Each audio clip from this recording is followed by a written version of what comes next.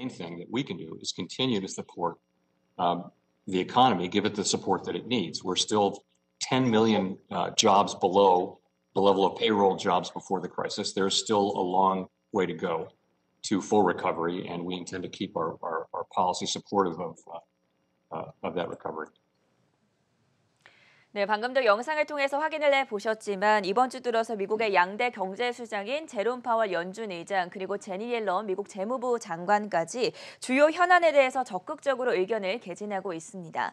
월가에서는 두 경제 수장의 발언에 대해서 해석하는 시각이 엇갈리고 있는데요. 우리 정부와 경제 정책과 관련해서도 의문을 제기하는 시청자분들이 많으실 것으로 예상이 됩니다. 그래서 오늘은 미국의 양대 경제 수장의 발언이 과연 증시에 계속해서 궁금증을 가지고 있던 7대 궁금증을 풀리게 되는 계기가 됐는지 알아보는 시간 마련했습니다. 한국경제신문사의 한상춘 논설위원 나오셨습니다. 안녕하십니까? 네, 안녕하십니까?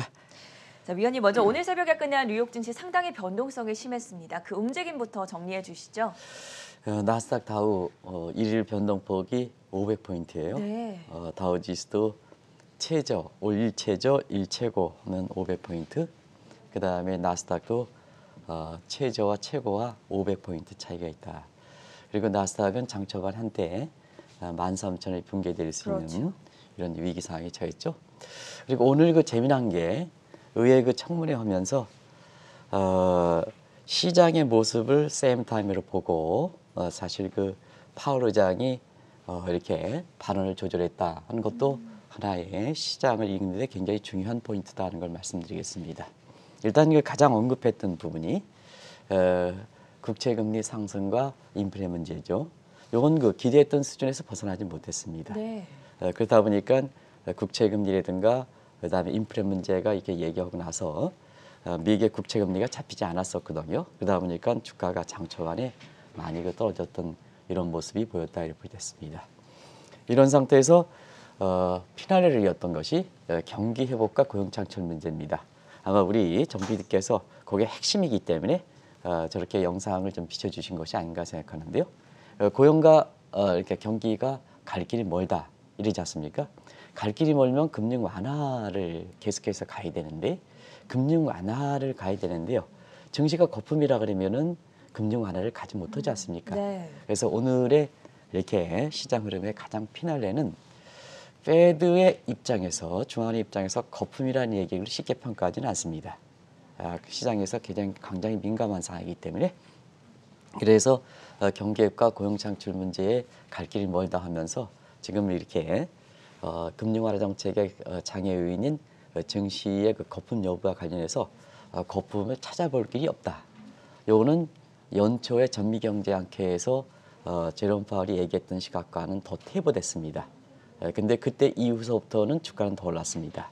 이게 시장에서 장마판의 주가가 다우존스지수가 나스닥 지수가 상승분을 반납하는 이런 그 계기가 됐다는 걸 말씀드리고요.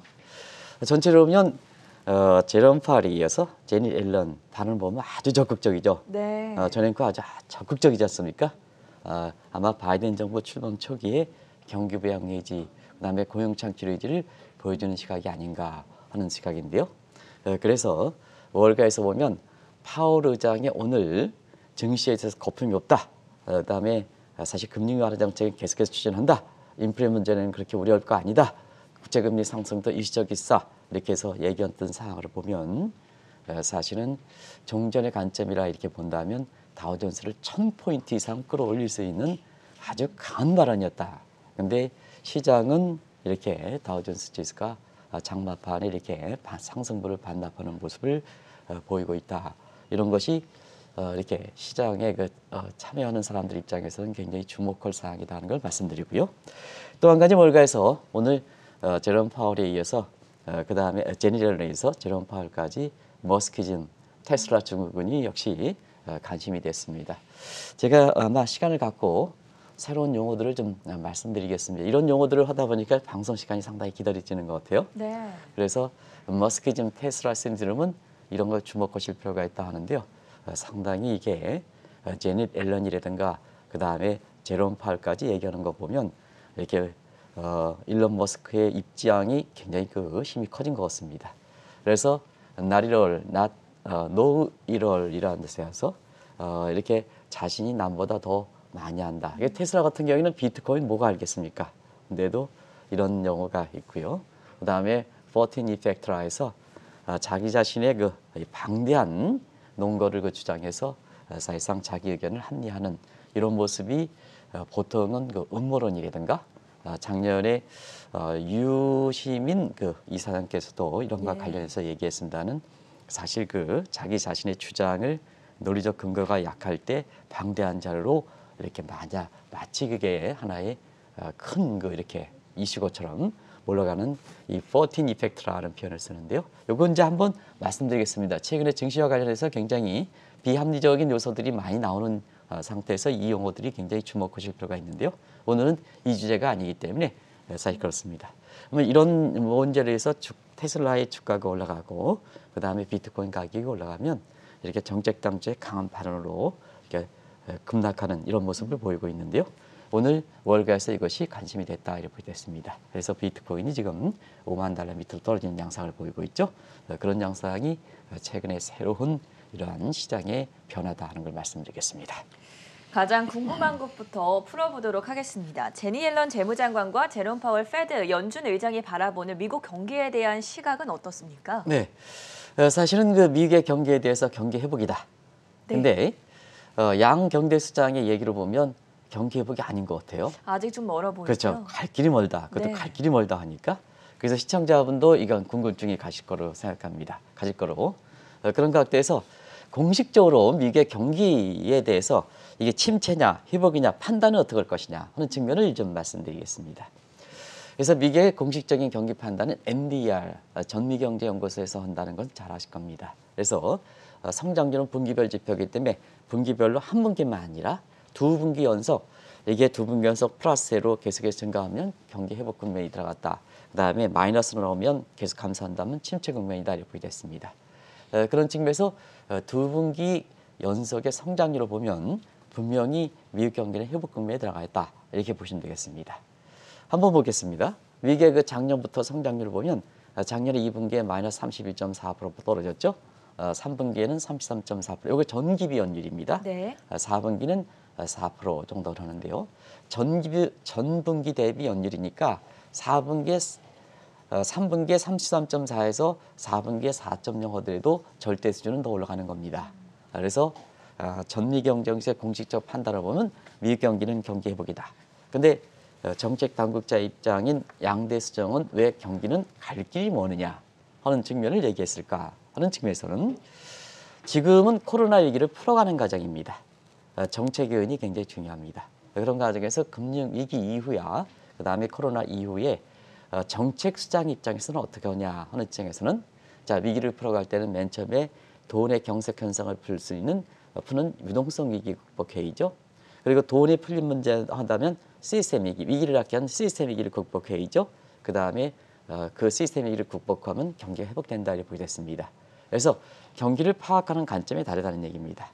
그래서 제니 옐런이라든가 제롬 파월은 자 경기가 갈 길이 멀다 하는 측면에서는 지금은 정책의 초금융 완화 정책, 그다음에 재정 사이드에서도 들이붓는 정책, 재정 지출 증대 정책에 의해서 좀 경기가 이렇게 살아나죠. 네. 근데 살아나는데 지금 상태에서 정책 요인만 딱 빼면 예를 들어서 테이퍼링 하면 경기가 자생적으로 성장하느냐 이게 중요하거든요. 근데 자생적으로 성장하는 자 측면에서는 지금 상태에서 정책 요인을 뺀다면 경기가 이렇게 지속적으로 성장할 수 없다 하는 얘기죠. 네. 그런 각도에서 지금은 지속 가능성의 의무를 제기하기 때문에 결과적으로 보면 페드 입장에서는 고용 창출, 그다음에 재정 물가 정책에서는 재정 적자, 국가 채무 이런 게 부담이 되긴 하지만 네. 계속해서 금융 완화 정책을 추진해야 된다 하는 입장을 보인다 이렇게 보겠습니다. 그래서 많은 시청자분이 많은 전문가들이 미국 경제 성장기 경기 회복됩니다. 회복되면 하는데 자 제롬 파월 입장에 갈 길이 멀다. 그러면 경기는 어떻게 될 것이냐 하는 측면에서는 서로가 보는 관점이 다르다는 얘기입니다. 정책을 담당하는 사람들은 정책 관점에서 보는 거고 그다음에 전미경제에서 경기 파악할 땐 시장적으로 성장률 나오는 모습까지 판단한다. 그래서 거기에 따라서 미스매치가 있다. 미스매치가 있다 보니까 경기 상황에 관련해서 어느 쪽을 중시하느냐에 따라서 사실 그 전미경제연구소의 경기 판단을 본다면 펀더멘탈 장세 미국 증시가 올라간다 이렇게 판단하고 그다음에 사실 미국 경제가 경기가 갈 길이 멀다 하면 네. 저녁에 한번 미국 경기가 갈 길이 멀다 하면 사실 증시 입장에서는 부담이 되는 거거든요. 유동성 장세에서는 금융 완화 정책을 지속한다면 플러스가 되지만 네. 경기가 갈 길이 멀다 하면 그 자체가 증시에 부담이 되는 거거든요. 그렇죠. 그렇기 때문에 오늘 그 제롬 파월의 얘기를 보면 저 거품이 없다 할 정도로 페드 의장이 중앙은행에 대해 거품이 없다 강력하게 누르긴 했습니다는 그래서 종전을 보면 다우지수가 1000포인트 이상 올라가야 됩니다는 그 미스매치가 해소가 되지 않을까 네. 변동성이 커지고 주가 상승폭이 그렇게 크지는 않았다는 걸 말씀드리겠습니다. 미국의 양대 시장은 아직까지 경기 회복 측면에서 갈 길이 멀다. 따라서 경기 부양책을 지속해 나가려고 하지만 여전히 장애 요인이 많습니다. 특히나 최근에 불거지고 있는 인플레이션 논쟁은 어떻게 바라보면 좋겠습니까? 자, 오늘도 제롬 파월이 인플레이션에서는 일시적으로 네. 물가 목표치로 올라가는 것은 사실 용인한다 하는 입장을 표현했습니다. 네. 이건 이제 이전에 말씀대로 평균 물가제 작년 그렇죠. 9월 달에 이 시각에서 지금 해석할 수가 있고요. 그다음에 인플레가 사실 그 페드 입장에서는 인플레 문제는 언급하는 건 자기 주무기 때문에 언급하는데 자, 지금까지 이렇게 어록으로 보면 아마 금융위기에서부터 인플레 문제에 대해서 그렇게 얘기하지는 않았습니다. 페드 의장이. 그래서 코로나 이후에 지금 1년 정도 되는 시점에서 인플레 문제가 얘기했다는 자체에 대해서는 시장의 불안 요인이다 이렇게 됐습니다. 근데 인플레 억눌렸습니다. 일시적으로 물가가 올라간다 하더라도 용인하겠다. 근데 정작 중요한 것은 시장에 어떻게 먹히느냐 문제입니다. 시장에 인플레에 대한 우려를 불식시켰을까 하는 측면에서는 자, 올해 그 미국의 성장률은 대부분 다 4%가 된다고 이렇게 얘기하죠. 그러면 이제 가장 중립적으로 얘기하는 미의회 예상국의 4.6% 이걸 토대로 않더라도 대체로 가장 낮은 수준을 한번 보겠습니다. 파월 의장은 사실 인플레 문제에 대해서 불식시키려고 노력했는데 네. 인플레가 잡혔느냐 하는 측면에서는 올해 미국의 그 경제 성장률이 4%대 보면 미국의 잠재 성장률이 가장 높은 수치로 얘기하겠습니다. 미국의 잠재 성장률이 2% 밑으로 떨어졌다는 얘기도 있는데 가장 높은 수치로 얘기해서 2.5% 정도로 한번 보겠습니다. 그러면 4.6% 본다면 2.1% 인플레 갭이 발생하고요. 그다음에 4%를 본다 하더라도 1.5%포인트 인플레 갭이 발생하거든요. 네. 그래서 파월 의장은 인플레에 대해서 강하게 우려할 바 아니다 하지만 시장에서는 어떠냐? 시장에서는 올해 성장률이 4%따라 기록한다면 자, 오크의 법칙상 인플레 갭이 발생하기 때문에 과거처럼 파월 의장이 인플레에 대해서 우려가 될 때 주가가 불안할 때 저렇게 세게 얘기했으면 주가가 폭등 수준으로 가야 되는데요. 이렇게 시장에서는 자, 실제로 이렇게 보면은 저 파월 의장이 더 강조면 강조할수록 우리 인플레 문제에 대해서 좀 불안한 게 아닌가 하는 이런 쪽에 실질적으로 경제 성장의 여건이 이렇게 되고 있다 하는 걸 말씀드리겠습니다. 양대 수장이 적정 금리를 판단하는 방식에 있어서도 좀 변화가 있었던 것이 아닌가 하는 논란이 일고 있는데 이 부분은 어떻게 해석을 해보면 좋을까요? 전통적으로 페드 입장에서는 네. 적정금리라는 게 있죠. 대체로 목표금리와 적정금리는 좀 차이가 있는데요.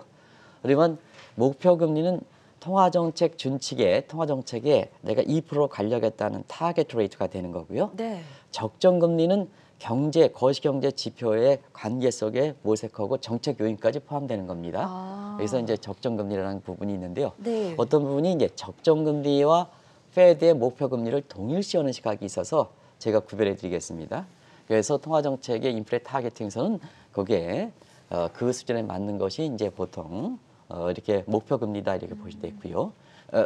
그다음에 시장에 이렇게 거시경제 지표와 관련돼서 최적의 우리가 보면 적정금리를 산출하는 방식은 피셔 이퀘이션 방식, MV는 PT 가지고 T에 대해서 미분해서 이렇게 속도 개념으로 해가지고 이제 파악하는 방법이 있고요. 조금 좀 어려운 얘기를 하고 있습니다. 이걸 오늘 얘기를 말씀드려야 파월 의장의 얘기를 좀 말씀드릴 수 있거든요.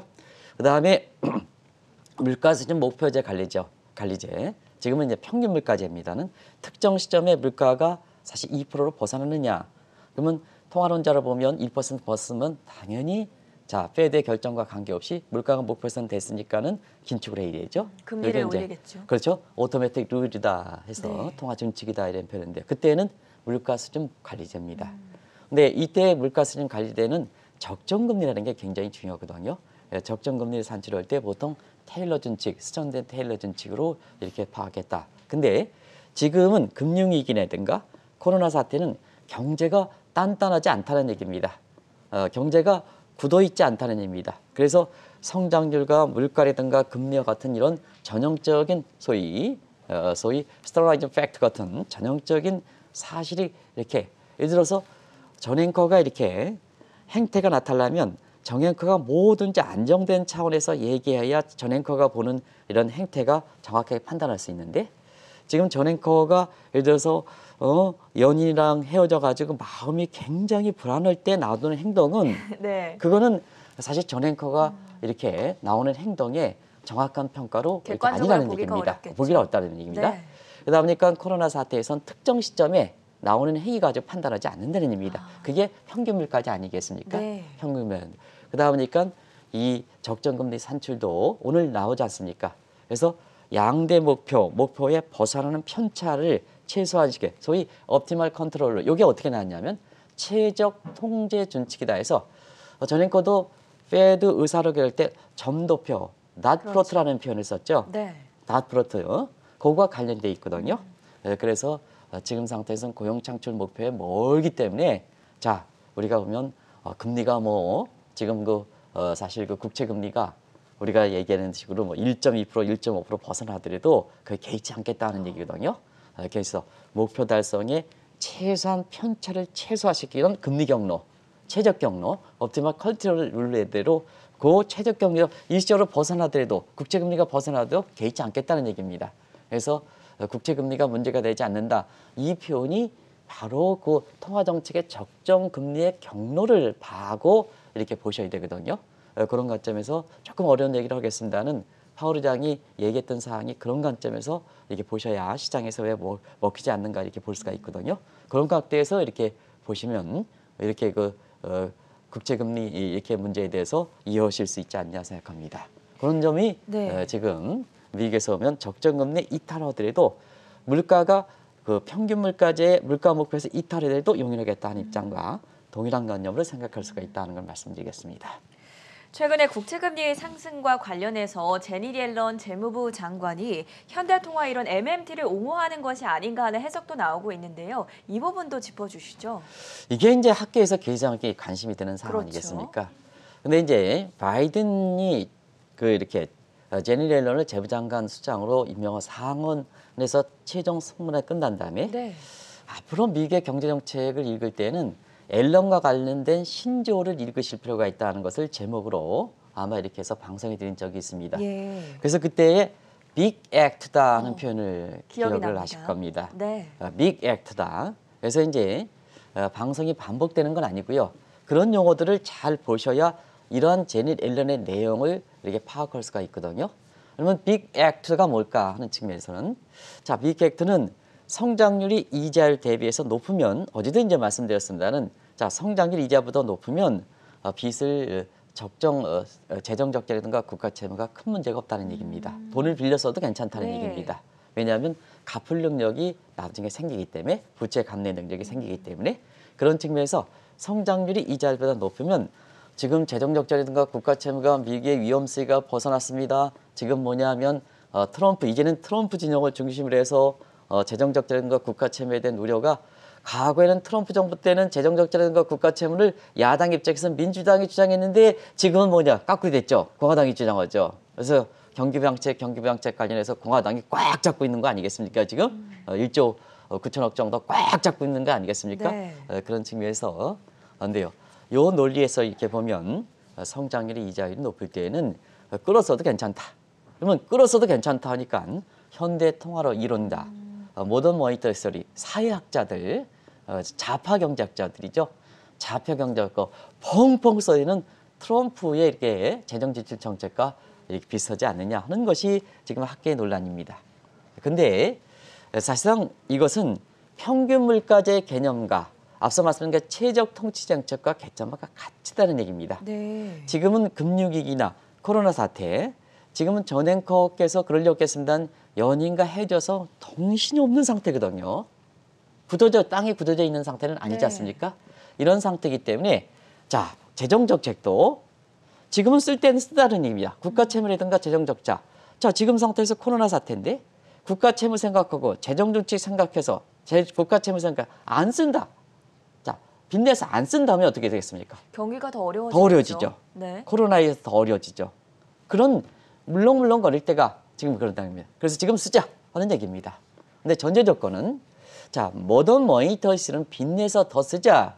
우리 여당 국회의원들 한번 생각해봐요. 빚내서 더 쓰자 하면 자, 반드시 빚내서 더 쓰자 하는 측면에 대해서 재정적이라든가 국가 채무에 대해서 나중에 갚겠다는 그런 게 제시가 되지 않고 있습니다. 근데 제닛 앨런의 빅 액트 전략과 네. 이게 이론적인 패러다임에 해당되는 예일 거시경제 패러다임. 요거 한번 말씀드렸죠. 예일 거시경제 패러다임은 자, 경기가 이제 단단하게 굳어지고 경기가 지속 가능하게 성장하면 물가도 작겠다는 얘기입니다. 그게 이제 평균 물가제도죠. 그렇죠. 그다음에 금리가 적정부 이탈 그것도 작겠다는 얘기입니다. 그건 경제가 단단하기 때문에.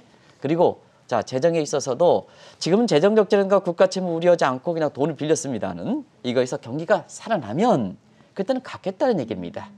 자, 일단 소득세적인 측면에서는 사실 커뮤니티 인컴 텍스라 해서 누진세액에서 소득세가 잡히는 부분이 있죠. 네. 그리고 자, 그때는 법인세 좀 인상해주고 그리고 지금 상태에서는 가장 세수가 많이 거칠 수 있는 대목이 어디 있습니까?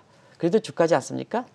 주가지 않습니까? 네. 그래서 어제 자본이득세에 대해서 하겠다. 지금 세수. 의장 발언이 그렇죠? 나왔었죠. 그래서 그다음에 자본이득세에 대해서 얘기했는데 자, 어제 이틀 전에 제닛 앨런이 자본이득세에 대해서 부과하겠다 얘기하는데 자, 파월 의장에서는 증시가 거품이다 하면 앞뒤가 안 맞지 않습니까? 그렇죠. 그런 걸 읽어야 되셔야 네. 되거든요.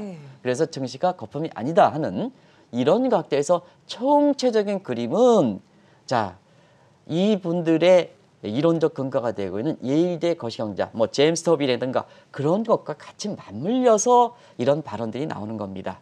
조각 이렇게 얘기 나오면 이 부분을 정확히 해석할 수가 없다는 얘기입니다. 그래서 정책 처방 같은 경우는 일전에 한번 바이든 정부에서 제닛 앨런을 재무장관 임명했을 때 어차피 꽁짝이 잘 맞는 게 파월 의장과 제닛 앨런이니까 사실 지금 양 수장의 발언을 통해서 꽁짝이 잘 만드는 게 지금 나오고 있지 않습니까? 네. 근데 시간 관계상 예일 거시경제 패러다임을 얘기하지 않겠습니다는 그 예일 거시경제 논란이 됐을 때는 그 예일 거시경제 패러다임의 정책 처방의 어떤 우선순위를 보고 파악하실 필요가 있다는 걸 꼭 좀 말씀드리겠습니다. 위원님께서 예전부터 말씀을 해주셨던 제니 옐런 재무부 장관과 그리고 제롬 파월 연준 의장의 더블 J 케미스트리가 이렇게 네. 발현되는 점을 확인을 해볼 수가 있었고요. 요즘 투자자들 사이에서는 비트코인을 비롯한 가상화폐에 대한 관심이 굉장히 높은데 옐런 장관이 최근에 비트코인 관련 발언을 내놓은 이후에 상당히 영향력이 커지지 않았습니까? 네, 한 가지 그 시청자분과 전행껏게 여쭙겠습니다. 네. 오늘 그 가상화폐 비트코인에 대해서는 공교롭게도 사실 그 제롬 파월이 얘기하지 않았습니다. 그러네요. 디지털 통화에 대해서 얘기했지. 네. 그러면 이제 가상화폐 비트코인에 대해서 사실 뭐냐 이게 재무장관의 영역일까, 통화정책의 영역일까, 통화정책 수장의 영역일까 어떤 쪽으로 보십니까? 글쎄요, 두 분 다 좀 영향력이 있지 않겠습니까? 네. 디지털 달러도 어쨌든 가상화폐랑 비슷하게 봐는 부분이 있을 것 같은데요. 네, 여기서 이제 왜 비트코인과 것처럼 이게 오히려 미개 국채 금리라든가 인플레보다 더 지금 핫하지 않습니까? 그렇죠. 핫한데도 불구하고 비트코인에 대해서 가상화폐에서 파월 의장이 얘기하지 않고 디지털 통화에 대해서 얘기했을까? 네. 디지털 달러에서 얘기했을까? 이 제목이거든요. 사실상 그렇습니다. 가상화폐 문제는 이게 뭐냐? 자산을 인정할 것이냐? 결제 수단을 이용할 것이냐? 그다음에 각종 자사 제품의 결제 수단, 회계 단위를 인정할 것이냐? 화폐 3대 기능이거든요. 화폐 3대 기능과 관련돼 있거든요. 네. 그래서 주무부서는 재정 정책을 다루는 제닛 앨런보다는 사실상 제롬 파월의 이렇게 수장의 영역이었다 이렇게 보기도 했습니다. 그러면 사실은 가상화폐라든가 이런 게 핫하다 보니까 사실 시장에 있어서 이렇게 보면 파월 의장이 좀 적극적으로 이사가 개진했겠느냐 이게 또 하나의 관심이었었는데요. 지금 상태에서는 앨런은 상당히 주무부서에서 벗어난데도 불구하고 앨런은 상당히 강하게 부정적으로 얘기한 데 반해서 그렇죠. 파월 의장은 중도 입장을 견지한 것도 하나의 시장에서 지금 월가에서 나중에 어떻게 될 것이냐 하는 측면에서 퀘션 마크를 그리고 있다.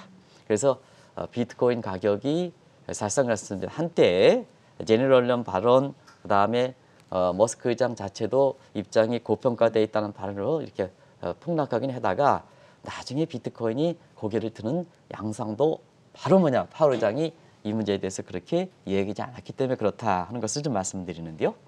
가장 화두가 됐던 것이 앨런 의장이죠. 그래서 그 관점에서 스페큘러티브 자산으로 가치가 없다. 그래서 오늘은 어제 한국은행의 이주열 총재께서도 우리가 어제 아침에 방송했던 내용과 똑같처럼 말씀을 해주셨습니다. 네. 비트코인은 밸류가 없다. 대부분 다 투자는 밸류 대비해서 프라이스, 시장의 수급에서 결정되는 주가의 수준에 따라서 판단하는데요. 그래서 밸류 대비해서 프라이스가 높게 형성하면 저평가되어 있다. 주가 사라 하는 얘기고, 거꾸로 얘기했죠. 밸류 대비해서 주가가 높으면 고평가되어 있다. 주가 팔아라는 얘기가 되고, 밸류 대비해서 프라이스가 낮으면 저평가되어 있다 해서 주식을 사라 이렇게 얘기했는데요. 사실 비트코인이 밸류가 있을까?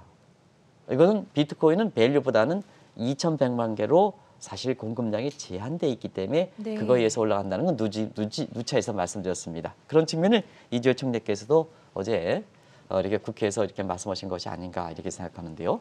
결과적으로 보면 자 파월 의장이 자기 주무부에 해당되는 결제 수단으로 사용하겠다고 이렇게 테슬라라든가 이런 쪽에서 얘기하고 그다음에 금융사에서는 이게 비트코인을 자산으로 인정하겠다 하는 입장으로 가는데 왜 주무부서인 파월 의장은 얘기하지 않았을까 하는 이 문제가 바로 디지털 달러 도입과 관련해서 굉장히 신중하게 접근했던 측면이다 이렇게 보이됐습니다. 그 단계를 지금부터 말씀드리겠습니다.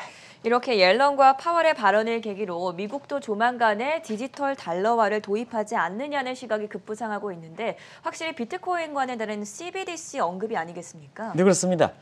이 비트코인은 민간 차원입니다. 네. 그리고 이제 전행껏께서 경제 지식이 높기 때문에 이 비트코인 가상화폐를 중앙은행의 법정화가 센트럴 뱅크 디지털 커런시입니다. 예. 그 구별회의죠. 근데 중국은 센트럴 뱅크 디지털 커런시를 인민행이 먼저 도입했습니다. 디지털 위안화 말씀이시죠? 그렇죠. 가상화폐가 그래서 활성화됐던 거거든요. 네.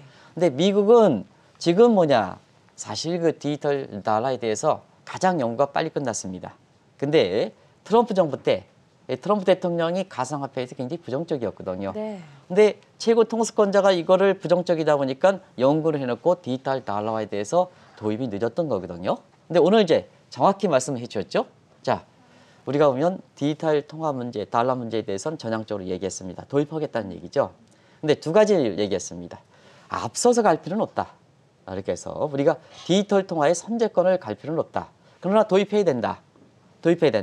왜 도입이 늦어지면 늦어질수록 이게 문제가 되냐 하는 것을 말씀드리겠습니다. 일단 디지털 위안화가 지금 작년 올해 도입해서 굉장히 정착이 잘 되고 있습니다. 그러다 보니까 또 하나의 기축통화 전쟁이죠. 디지털 기축통화에서 디지털 달러가 패권을 잃을 가능성이 높다는 얘기입니다.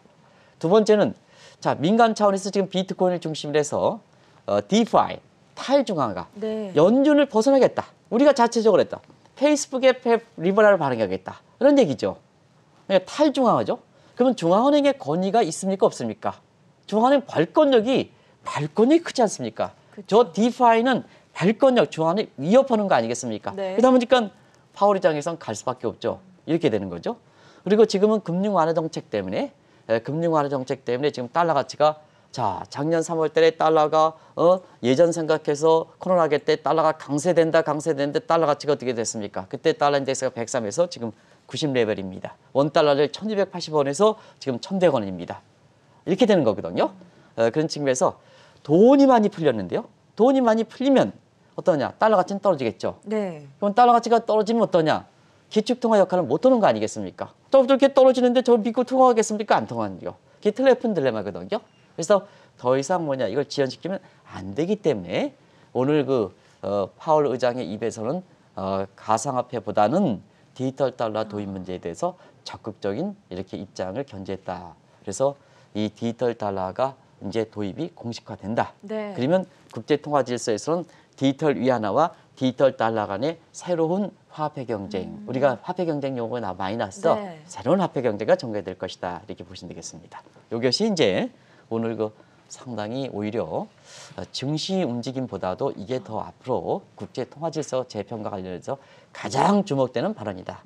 우리가 증시 쪽에서는 증시만 지금 얘기했는데 예. 이게 가장 질서 재평가 관련해서 가장 주목된다. 한국의 입장에서도 빨리 이제 디지털 원화를 꿈들일 필요가 없습니다. 2017년에 비트코인 암흑 때문에 굉장히 문재인 정부에서도 이 문제에 대해서 굉장히 신중한 입장인데요. 빨리 이 문제에 쫓아가지 못하면 우린 중간자입니다. 중간자 입장입니다. 그런 각도에서 굉장히 국제 통화 질서에서 보면 차세대 국제 통화 질서에서 우리가 굉장히 벗어날 가능성이 있다는 것을 말씀드리겠습니다. 마지막으로 달러 스마일 이론에 대한 논란도 거세지고 있다고 하는데요. 달러 스마일 이론이 무엇인지 그리고 어떤 논란이 일어나고 있는지도 설명해 주시죠. 최근에 이렇게 보면은 원달러 환율 보면 네. 우리는 이제 이 방송을 통해서 작년에 1280원에서 달러 사지 마십시오. 해서 1082원까지 이렇게 했습니다. 네. 근데 연초에 이렇게 1080원에서 지금 1123원 가니까 요 달러 스마일이라는 요 이론을 국내 그 일부 증권사가 들이대서 원달러 환율이 앞으로 올라갈 것이다. 그러면 이제 그 논리를 한번 보겠습니다. 그림에서. 자, 저기 이제 맨 처음 부분이 경기가 어려울 때입니다. 네. 그러면 경기가 어려울 때는 달러가 강세가 되겠죠. 안전통화로서 부각되면서 경기가 어려울 땐 달러가 강세된다. 그리고 이쪽 부분, 양쪽 끝문은 미국 경기가 아주 좋다. 미국 경기 좋다. 펀더멘탈 부각, 이렇게 경기가 좋으니까 펀더멘탈 달러 강세된다는 의미입니다. 그 중간지대는 달러가 약세된다는 얘기입니다. 예. 이런 일이죠.